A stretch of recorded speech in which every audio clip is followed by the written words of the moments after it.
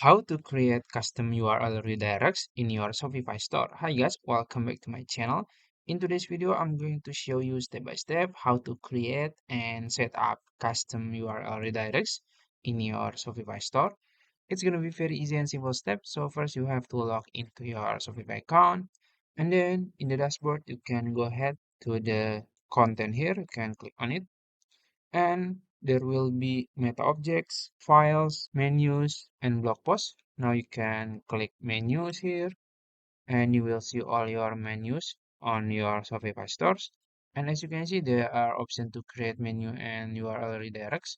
So you can click URL redirects, and then as you can see, you can choose to import it or you can create it.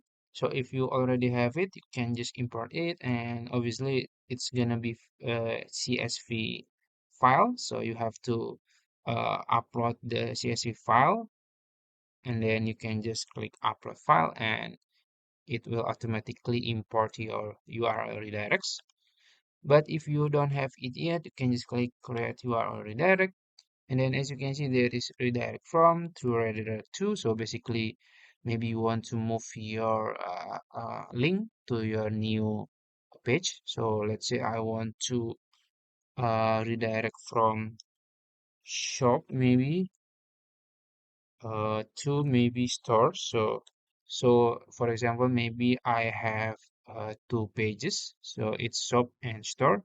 So I want to redirect from store/store. So mywebsite.com/store to mywebsite.com/store. So it will redirect your customer from shop to store.